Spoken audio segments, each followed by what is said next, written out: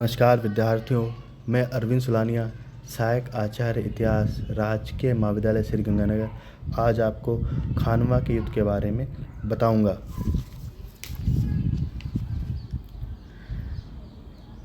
खानवा नामक स्थान राजस्थान में भरतपुर के निकट एक ग्राम है जो फतेहपुर सीकरी से 10 मील उत्तर पश्चिम में स्थित है। उत्तरी भारत में दिल्ली के सुल्तानों के बाद सबसे अधिक शक्तिशाली शासक चित्तौड़ का राजपूत नरेश संग्राम सिंह था। उसने दो मुस्लिम इब्राहिम लोदी और बाबर के युद्ध में तटस्थता की नीति अपनाई। राणा सांगा का विचार था कि बाबर लूट मार करके वापस चला जाएगा, तब लोदी शासन को हटा दिल्ली में हिंदू राज्य को स्थापित करने का अवसर उसे प्राप्त हो जाएगा। किंतु राणा सांगा ने देखा कि बाबर अब भारत में मुस्लिम राज्य स्थापित करने का प्रयास कर रहा है, तब उसने युद्ध की तैयारी करना प्रारंभ कर दिया। पानीपत के युद्ध के पश्चात बाबर के द्वारा भारत में लड़े गए युद्धों में सबसे अधिक महत्वपूर्ण खानवा का युद्ध था, जहां पानीपत के युद्ध में विजय ने बाबर को दिल्ली और आगरा का शासक बना दिया था और भारत में मुगल राज्य स्थापित कर दिया। वहीं खानवा के युद्ध ने बाबर के बलतम शत्रु राणा सांगा का अंत कर भारत की विजय को स्थायित्व प्रदान किया। भारतवर्ष के इतिहास में खानवा का युद्ध लगभग 20 घंटे चला। सैनिक दृष्टि से यह एक निर्णायक युद्ध हुआ। महाराणा सांगा के पक्ष को भारी हानि हुई। सांगा स्वयं घायल हुआ और उसके स्वामी भक्त अनुयायी उसे सुरक्षित स्थान पर ले गए, जहां वह अपने भगन हृदय लेकर जनवरी 1528 में सदा के लिए सो गया। हसन खां मेवाती तथा अन्य प्रमुख सरदार वीरगति को प्राप्त हुए। महमूद लोदी साफ बच निकल कर भाग गया और बाबर इस युद्ध में विजय प्राप्त हुआ। अब हम बात करेंगे कि खानवा के युद्ध के क्या कारण हैं। खानवा का युद्ध 17 मार्च 1527 में बाबर और महाराणा सांगा के मध्य लड़ा गया। इस युद्ध के कारण में हम देखेंगे कि राणा सांगा भी अफगानों की सत्ता समाप्त कर अपना राज्य स्थापित करना चाहता था। उसने अपनी शक्ति अत्यंत बढ़ा ली थी। उसके राज्य की सीमा आगरा के निकट तक पहुंच गई थी। बाबर को उसे किसी भी समय खतरा उत्पन्न हो सकता था। राणा सांगा समझता था कि बाबर भी अन्य मध्य एशियाई लोगों की भांति जब लूटपाट कर चले जाएगा, तब वह दिल्ली की गद्दी पर अधिकार कर लेगा। इसलिए उसने बाबर के भारत आक्रमण करने और इब्राहिम लोदी के विरुद्ध सहायता देने का वचन दिया था। परंतु जब बाबर ने भारत में ही रहने का निश्चय कर लिया, तब महाराणा सांगा की आशाओं पर पानी फिर गया। सिंधु गंगा घाटी में बाबर द्वारा राज्य की स्थापना से राणा सांगा के लिए खतरा बढ़ गया था। उसने बाबर को खदेड़ने का निश्चय किया। बाबर भी राणा सांगा द्वारा सहायता नहीं दिए जाने एवं शक्ति विस्तार से क्रोधित था। दोनों ही उचित मौके की तलाश कर रहे थे।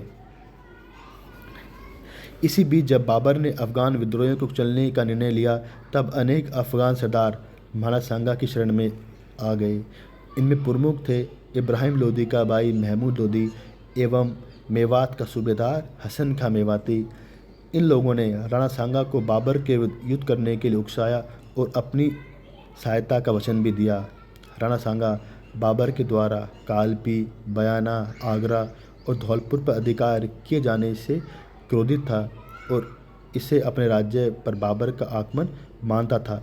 इसलिए दोनों पक्षों के मध्य युद्ध होना अनिवार्य हो गया था। राणा सांगा ने बाबर पर आक्रमण करने से पूर्व अपनी स्थिति सुदृढ़ करने का प्रयास किया। उसकी सहायता के लिए हसन खां मेवाती, महमूद लोदी तथा अनेक राजपूत सरदार अपनी अपनी सेनाओं के साथ आ पहुँचे। इससे राणा सांगा का हौसला बढ़ गया।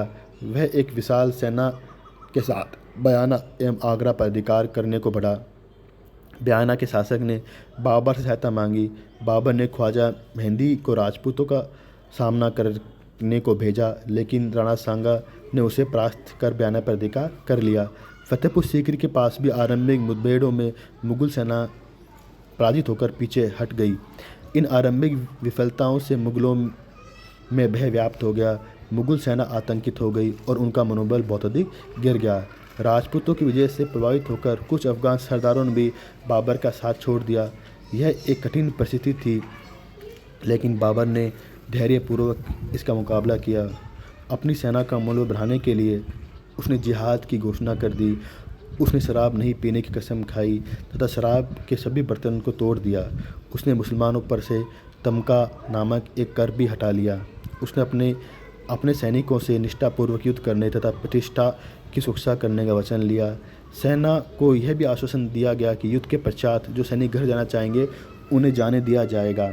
इससे बाबर के सैनिकों में उत्साह जाग गया और वे युद्ध के लिए तैयार हो गए। बाबर राणा सांगा का मुकाबला करने के लिए फतेहपुर सीकरी के निकट खानवा नामक स्थान पर पहुँचे। राणा सांगा वहीं उनकी प्रतीक्षा कर रहा था। बाबर ने जिस व्यूह रचना का प्रयोग किया पानीपत के युद्ध में, वही उसने यहाँ भी किया। गाड़ियाँ खड़ी कर एवं खाइयाँ खोदकर सुरक्षा पंक्ति सुदृढ़ कर दी। पानीपत की तरह यहाँ भी बाबर की सेना राणा सांगा की तुलना में छोटी थी। बाबर के अनुसार राणा सांगा की सेना में 2 लाख से अधिक सैनिक थे, परंतु ये संख्या अतिशयोक्तिपूर्ण है। रविवार 16 मार्च 1527 को खानवा के मैदान में दोनों सेनाओं की मुठभेड़ हुई। राजपूत वीरता से लड़े, परंतु बाबर के तोपखाने और उसकी तुलुगमा ने राजपूतों के पांव उखाड़ दिए। अनेक राजपूत योद्धा युद्ध क्षेत्र में ही मारे गए। राणा सांगा गंभीर रूप से घायल हो गया।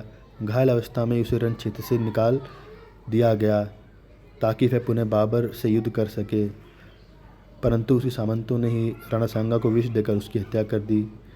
यह बाबर की एक विजय थी। युद्ध के पश्चात बाबर ने गाजी की उपाधि धारण करी। अब हम बात करेंगे पानीपत के युद्ध का खानवा के युद्ध का क्या महत्व था। खानवा के युद्ध के परिणाम पानीपत के युद्ध से भी अधिक महत्वपूर्ण एवं निर्णायक सिद्ध हुए। पानीपत के युद्ध ने बाबर को भारत में पांव रखने का मौका प्रदान किया, परंतु खानवा के युद्ध ने उसे पांव फैलाने का अवसर प्रदान किया। पानीपत के पश्चात भी बाबर की स्थिति सुदृढ़ नहीं थी, परंतु खानवा के युद्ध के पश्चात उसने अपने राज्य खोने का भय नहीं था। उसकी स्थिति अब सुदृढ़ हो चली थी। पानीपत में एक अयोग्य व दुर्लभ अफगान सुल्तान की पराजय हुई थी, परंतु खानवा में वीर महाराणा सांगा के साथ अनेक राजपूत व अफगानों की संयुक्त राष्ट्रीय मोर्चा भी समाप्त हो गया। इससे राजपूतों की शक्ति को धक्का लगा। भारत में हिंदू राज्य स्थापित करने का उनका स्वप्न भंग हो गया। बाबर की स्थिति अत्यंत ही सुरक्षित हो गई। रस ब्रुक्स विलियम्स ने ठीक ही लिखा है कि यद्यपि बाबर को अभी अनेक युद्ध करने थे, परंतु ये युद्ध राज्य विस्तार के लिए थे, उस गद्दी के लिए नहीं।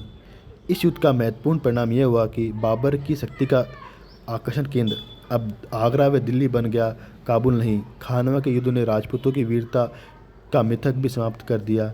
मुगल अब समझ गए कि राजपूतों को भी आसानी से पराजित किया जा सकता है। उनके दिलों से राजपूतों की सैनिक श्रेष्ठता व वीरता का भय जाता रहा। इससे बाबर को राज्य विस्तार में आशातीत सफलता मिली। धन्यवाद विद्यार्थियों। हम अगले वीडियो में दिल्ली सल्तनत के पतन के कारणों पर विचार करेंगे। धन्यवाद।